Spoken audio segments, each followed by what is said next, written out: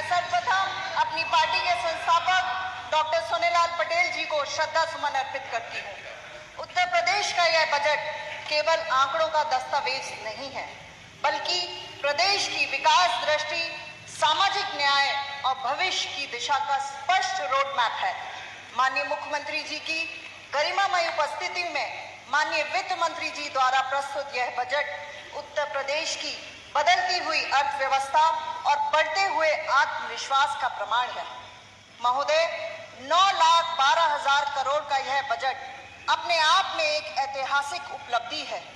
पिछले वर्ष की तुलना में लगभग 12.9% की वृद्धि यह दर्शाता है कि प्रदेश की आर्थिक गतिविधियां मजबूत हुई हैं और राजस्व क्षमता में निरंतर सुधार हुआ है।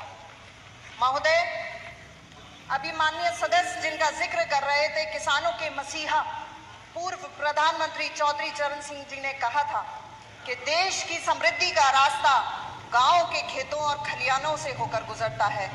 चौधरी साहब की इन्हीं बातों को माननीय मुख्यमंत्री जी के नेतृत्व वाली सरकार ने सार्थक किया है। किसानों के लिए मुफ्त बिजली, गन्ना मूल्य में वृद्धि, रिकॉर्ड भुगतान, ये केवल घोषणाएं नहीं है, बल्कि ग्रामीण अर्थव्यवस्था को मजबूती देने के लिए ठोस नीति है। मैं माननीय सदस्य को भी ये बताना चाहती हूँ कि 2025-26 से 26-27 की तुलना के बजट में ग्रामीण विकास में 59% अधिक बजट इस वर्ष के 26-27 के बजट में दिया है।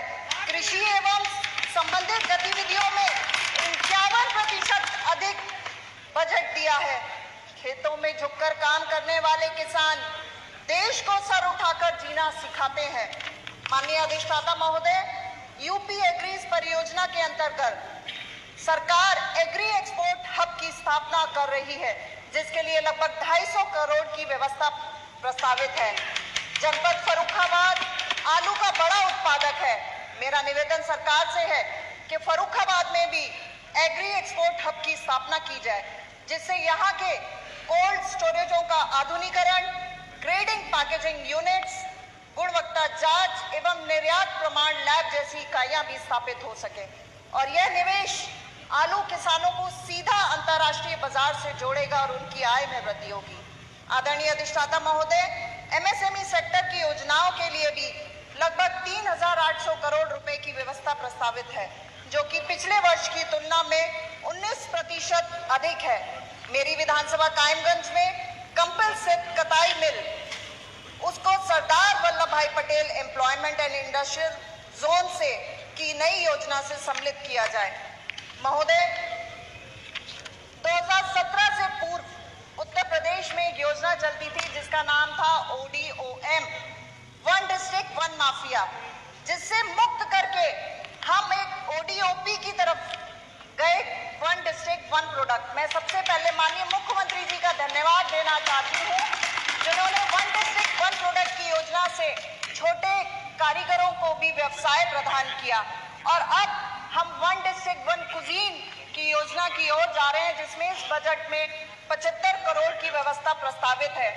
और अगर हमारे विपक्ष के साथी गूगल और डिजिटल युग का जमाने का इस्तेमाल करते हैं तो जानते हैं कि उत्तर प्रदेश की राजधानी को यूनेस्को ने क्रिएटिव सिटी ऑफ गैस्ट्रोनॉमी भी कहा है और अब आने वाले समय में हम बहुत जल्द उत्तर प्रदेश को one district one data centre भी बनाएंगे।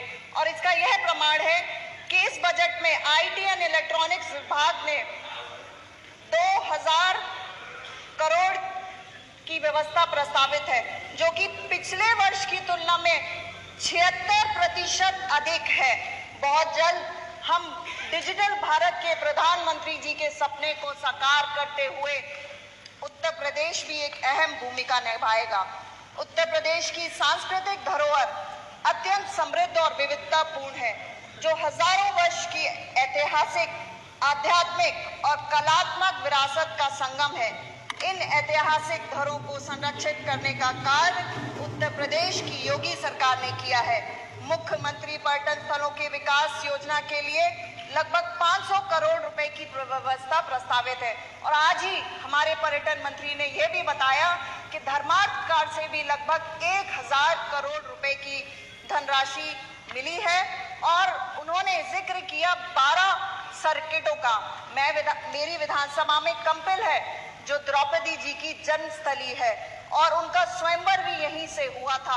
और सिर्फ यही नहीं, 13वें तीर्थंकर जैन भगवान विमलनाथ की भी यह जन्मस्थली है। मेरा निवेदन है कि कंपिल को महाभारत सर्किट और जैन सर्किट से जोड़ा जाए। अब सिर्फ यही नहीं, 10,000 टूरिस्ट गाइडों का भी कौशल संवर्धन जैसी योजनाएं हमारी सरकार लेकर आ रही है। महोदय, सबसे महत्वपूर्ण बात यह है कि बजट विकास और संवेदनशीलता दोनों का संतुलन प्रस्तुत करता है। अभी हमारी माननीय सदस्य पूजा जी ने शिक्षा की बात कही, बाबा साहब भीमराव अंबेडकर की बात कही, तो मुझे लगता है कि उन्हें स्मरण करना चाहिए कि बाबा साहब भीमराव अंबेडकर ने कहा था कि शिक्षा वह शेरनी का दूध है जो पिएगा वो दहाड़ेगा। इसका अर्थ केवल यही था कि शिक्षा ही सामाजिक भेदभाव और अन्याय को समाप्त करने की कुंजी है। और इस बजट में शिक्षा के लिए 12.8% आवंटित किया गया है। चिकित्सा शिक्षा के लिए भी 14,900 करोड़ की व्यवस्था प्रस्तावित है। महोदय, यह बजट विकास, रोजगार, सामाजिक सुरक्षा, तकनीक और सुशासन, इन सभी स्तंभों को एक साथ मजबूती देता है। यह बजट बताता है कि सरकार केवल योजनाएं नहीं बना रही है बल्कि एक सक्षम, आत्मनिर्भर और समृद्ध उत्तर प्रदेश का निर्माण कर रही है। माननीय अधिष्ठाता महोदय, मैं कुछ पंक्तियों से के नाम को पिरोकर इस बजट का सार बताना चाहती हूँ। नया वर्ष नया विचार, बजट में उज्जवल भविष्य का सार, हर पन्ने पे लिखा संदेश, विकास बने अब सबसे खास, किसान के सपनों की हरियाली, युवा के हाथों में खुशहाली, गांव से लेकर शहर की राह, तरक्की की गूंजे हर एक चाह, आंकड़ों में सिर्फ हिसाब नहीं, आशाओं का भी जवाब नहीं, सही मेहनत, विश्वास और श्रम का मान, यही है इस बजट की पहचान। कुछ लोग सवाल उठाएंगे, राहों में शोर मचाएंगे, पर इतिहास गवाह रहेगा, काम ही सच दिखलाएगा। हम रुकेंगे नहीं, झुकेंगे नहीं, संकल्पों से कभी हटेंगे नहीं। बजट 2026 की ये पुकार, विकास ही हो सबसे बड़ा हथियार। धन्यवाद।